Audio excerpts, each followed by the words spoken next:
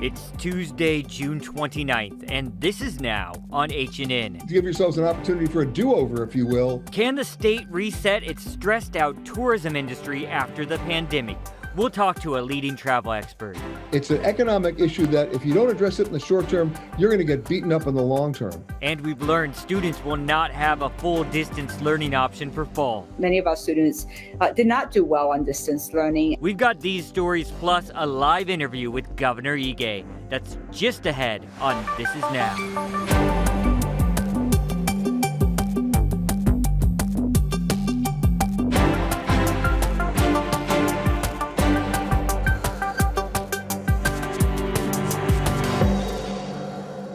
Good afternoon, Jonathan and Mark here sitting in for Ashley in the brand new H&N Digital Center. We'll get to that live interview with Governor Ige as soon as he gets ready. They're setting up right now. Meanwhile, let's get to those latest numbers being reported by the State Department of Health. Moments ago, the latest case numbers from the Department of Health. The state reports 33 new coronavirus infections with no new deaths.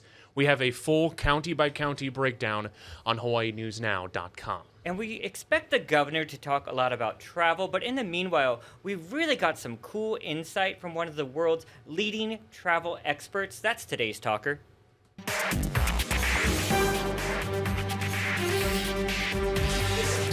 All right, joining us now is CBS travel editor and the travel detective himself, Peter Greenberg. He is on the Garden Isle. Hey, Peter, what's up? Where are you staying at? What are you up to?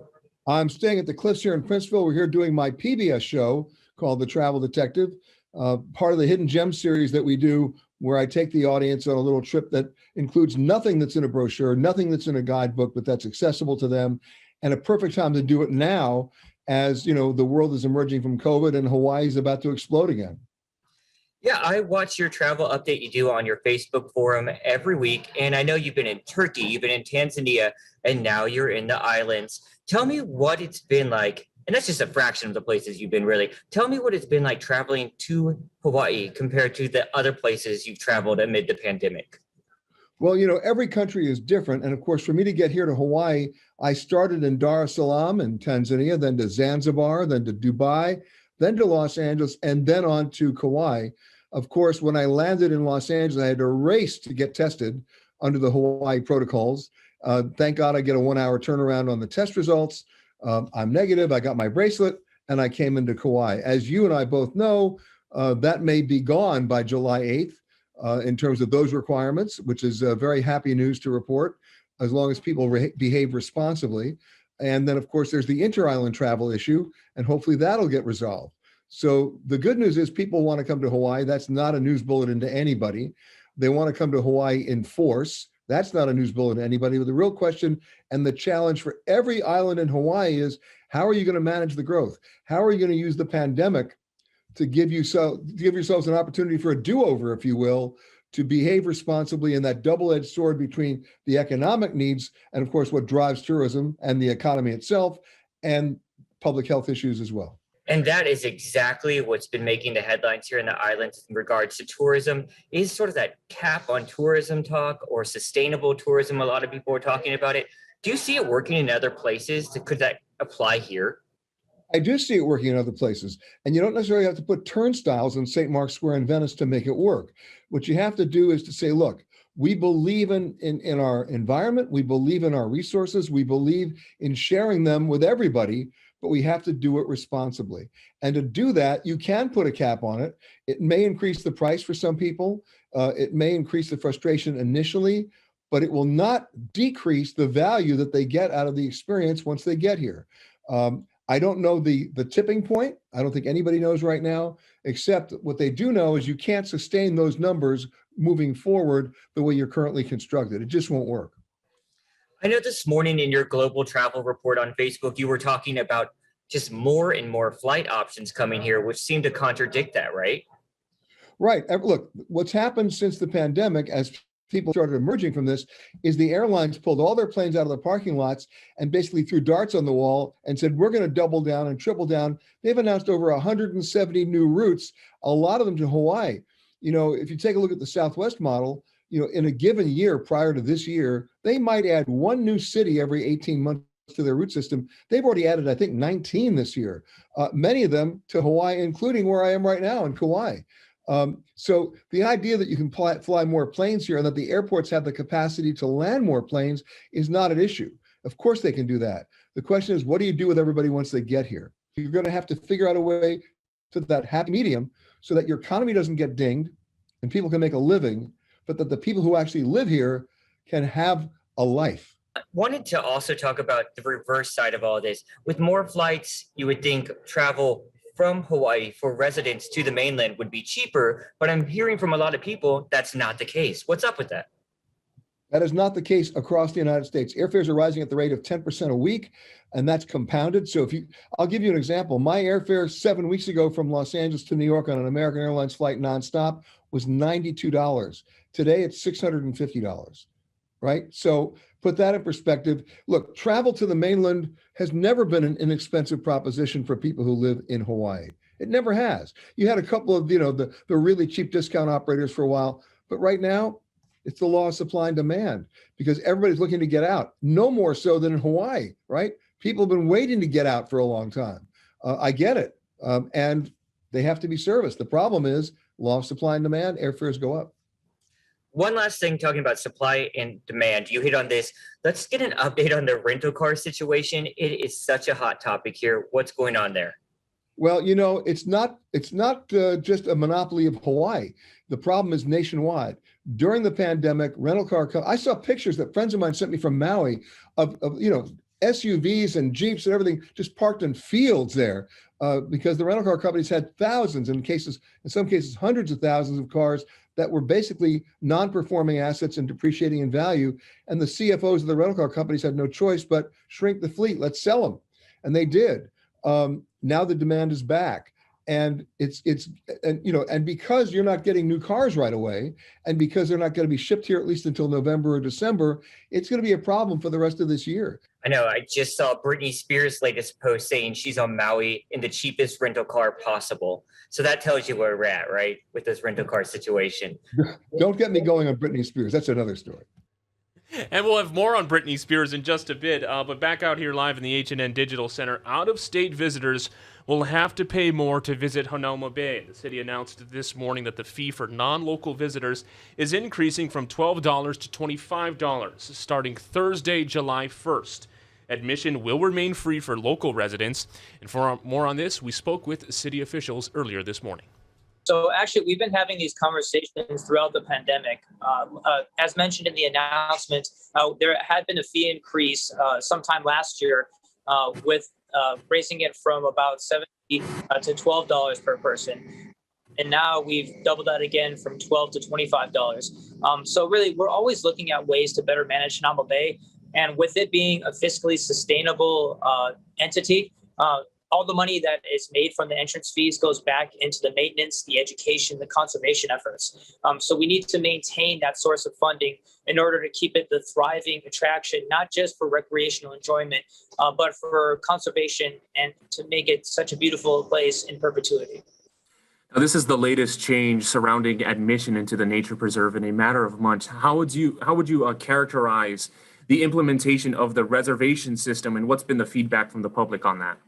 So the reservation system itself, people love the idea of being able to book ahead and to be able to plan, their trip to the nature preserve. Previously, there'd be a long line of people getting in right when it opened up, so it had an adverse impact on the surrounding community. Now it's just an issue of we have limited capacity. We have about half of the amount of space for people. It's about 1,600 max capacity that we can have on a daily basis. Pre-pandemic, we were looking at about 3,000 people on a daily basis, depending on the time of year. So we're at about half of what we were pre-pandemic. And with tourism coming back the way that it is, we're almost back to regular tourism arrival numbers, thousands and thousands of people coming in daily. So we have the demand of people wanting to enjoy the nature preserve, not just from the Malahini, from the tourists, but from locally as well. But the supply is a little bit more diminished this time around. So a lot of people have experienced really crowded conditions when it comes to that online reservation system. So we have a couple of things in place to try and offset that. About 25% of the slots for going down into the lower part of the bay are reserved for drive-ins and walk-ins. So for people who don't have internet access or are unable to make an online reservation, you can still come in and drive in person. People who come in the morning, if you're coming right when it opens, from what I've heard, you're pretty much going to get in. They'll give you maybe a later time to come, but you will get access that day. We're also monitoring to make sure that the online reservation system is as fair as possible. We want to discourage people from gaming the system. So we're looking at to make sure that there aren't repeat people making reservations every single day. That would indicate that someone's doing a reservation for someone else. Also, the name that is on the reservation has to match up with their ID when they come down to pay for their entrance. So we're trying to make it as equitable as possible. But again, we're always looking at different ways to improve our management of the nature preserve. So it's really a balancing act. The State Department of Education is working to finalize plans for the new school year, which begins August 3rd. Outgoing Superintendent Christina Kishimoto says students will not have a full distance learning option, but some schools may be able to allow some students from high-risk families to stay at home for classes on a case-by-case basis. She stressed that having all students back in the classroom is a priority. There are two reasons for that. One is many of our students, not all, but many of our students did not do well on distance learning and had a lot of challenges, and families are asking for that face-to-face in person. The other is that there is no additional budget that we've received. In fact, we still don't have our full budget that's been restored to us to be able to add teacher positions. She says there will be relaxed social distancing, but students will still need to wear a mask on campus and stay home if they don't feel well. Schools will not be asking for proof of vaccination, considering that children under 12 are still not eligible for the shot. So far, more than 20,000 DOE employees have gotten their shots. Kishimoto says if some parents still do not want to send their kids to campus, they should begin reaching out to the principals. The search for survivors of a Florida condo building collapse stretches into a sixth day. Authorities say their efforts were still a search and rescue operation. NBC's Jay Gray has more from Surfside, Florida. It's become a somber, grueling, daily routine. It is a very difficult scene, and they are leaving no stone unturned, and they're going to continue to do that. But it's been a very, very difficult time. Adding to the pain and frustration here, growing reports that there were signs of problems with the building years before the tragedy. It's still not clear what caused the collapse. We do know a 2018 engineering review found major structural damage underneath the pool deck and failing repairs to concrete in the underground parking garage. Referring to that same report, less than 3 months before the tower fell, the condominium board president warns the observable damage, such as in the garage, has gotten significantly worse since the initial inspection. That assessment seemingly supported by these images obtained by the Miami Herald, showing cracks in the concrete, exposed and corroding rebar under the pool deck just 2 days before the collapse. The contractor who took the pictures also says there was standing water in the garage. This is a very tight-knit community, and will remain that way. But officials in Surfside need to be held accountable. A community searching for answers and survivors. Jay Gray, NBC News, Surfside. All right, thank you, Jay Gray. We'll continue to monitor the developing news there. I can see our live interview with Governor Ige is getting set up right now. We're going to take you to there moments from now. Actually, I see he's sitting down right now at this very moment. Let's take you live to the state capitol where Governor Ige is speaking to our Mahealani Richardson. This is, again, a one-on-one live interview. Some president or someone kind of enters an area. That's just a lot of traffic. Okay, Mahela, I'm good. Governor, thanks for taking the time with us today. I wanted to ask you about the Delta variant, and LA County is now recommending that people wear masks indoors. We already have our indoor mask mandate. But as we go into the 4th of July holiday, are you even more concerned about the Delta variant now? We are very much concerned about the Delta variant. As you know, we see it now in every county, and that's a concern to us. We also know that we have cases where it's community spread. The initial cases of Delta variant were tied to travelers, people traveling. So we knew that the Delta variant was being introduced into our community, but now we have cases of community spread. So individuals who have not traveled who have gotten the variant, and that's a concern. The Delta variant is really spreading rapidly in states where there's a good portion of the population that's unvaccinated, in countries that is largely unvaccinated. Are you concerned about the pockets of Hawaii that the vaccination rate is low? Yeah, so it's a couple things, Mahealani. We're thankful that the current vaccines are still effective against the Delta variant, and we know that those getting infected today are generally overwhelmingly the unvaccinated. So yes, we are concerned. Those who choose not to get vaccinated tend to associate with each other, right? So we definitely are concerned if there's an organization, a church, or something that has a high percentage of their membership that's not vaccinated. Someone in that group that gets ill, gets infected with the Delta variant, can very quickly infect a lot of other people. And that is a concern that the department has. The vaccine is now widely available here for people 12 and up. So at what point does government move forward? Because if someone doesn't want the vaccine, they're not getting it. And for people who have gotten the vaccine, some feel that they are being held behind by those who don't want to get it. It is trying to follow the advice of the public health officials. Mahealani, for me personally, just looking and trying to make that decision, clearly the group that's not eligible, the one that's not vaccinated now, are children 11 and under. And I certainly am concerned and don't want to totally drop the guard because we don't want to see children become ill.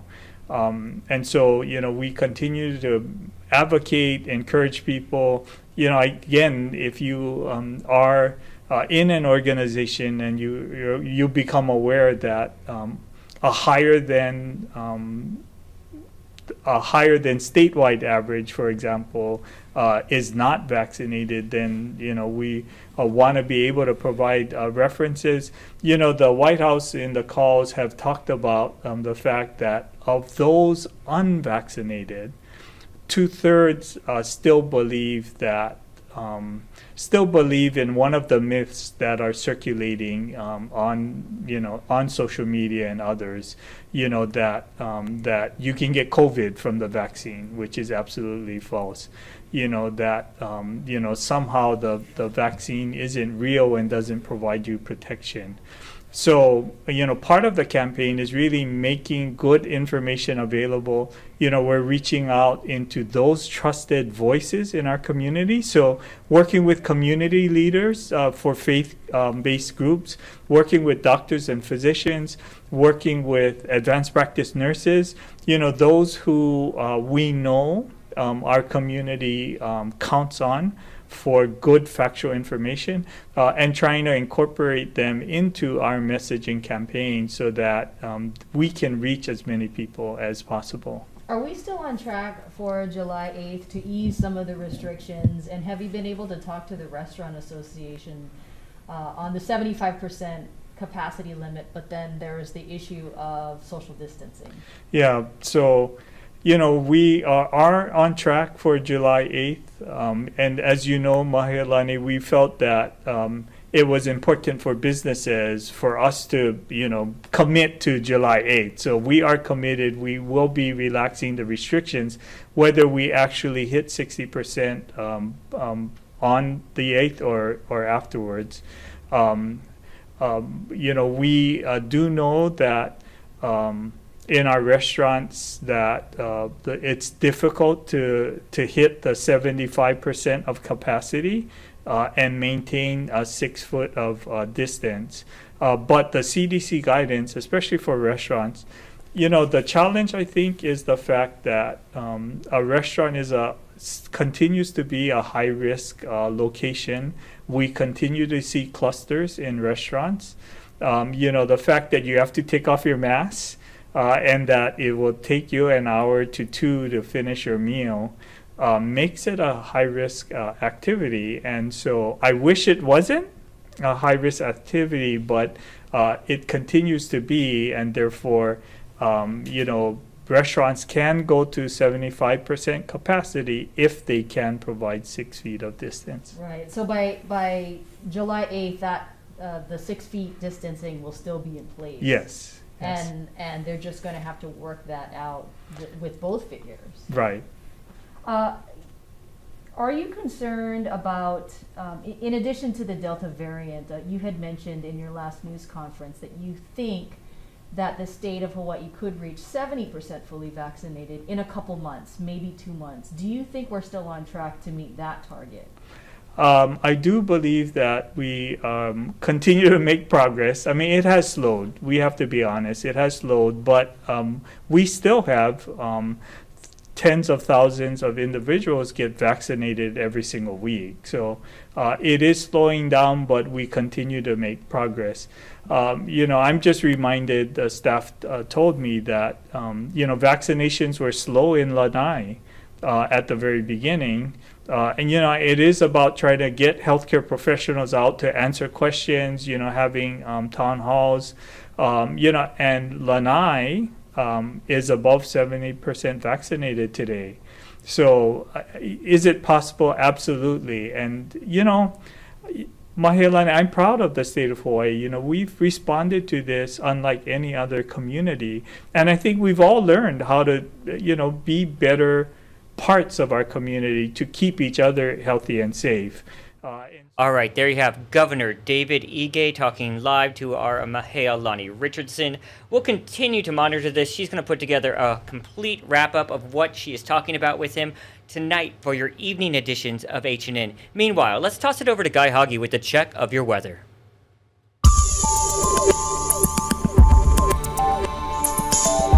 How's it on this Tuesday? We're expecting really nice weather, although there's also a chance that we're going to see a few more showers coming in from the east from these clouds expected to push into mainly the windward sides of Maui and the Big Island. Oahu and Kauai might see a few minor splashes as well. The main thing is the showers that are coming in will be of the light variety, and they'll be moving along with the trade wind flow, although the trade winds aren't going to be all that strong today. They'll be stronger by tomorrow, and that will limit the rainfall buildups, right? We're not expecting flooding conditions, although it might be a little damp from time to time for the eastern end of the state. Today, lots of sunshine expected for the leeward sides. High temperatures running to near 90. Luckily, there's going to be at least some hint of a trade wind breeze, which should help with the humidity levels from getting too high, and the UV index extreme today. And the surf is going to be rather small. We are expecting, though, a PM rise, a rise late in the day through tonight for the South Shores. And on Friday, look for another boost for the country. So we've got a nice stretch of really beautiful weather. The winds will be getting markedly stronger by tomorrow, and they'll run firm all the way through Friday, even firm into the 4th of July holiday weekend. Keep it here on Hawaii News Now. We'll have all your severe weather updates. All right, we mentioned this earlier. It's something the internet is talking about. Check it out. Britney Spears just reposted more stuff from Maui. She says she's at it again. Part 2, this is footage of her making sand angels. She says she's driving around in the cheapest car known to mankind, and she's having pretty fun time doing it. This all comes over her very controversial testimony in court last week in LA. You guys, that's going to do it for This Is Now. We're going to be back here tomorrow. See you then.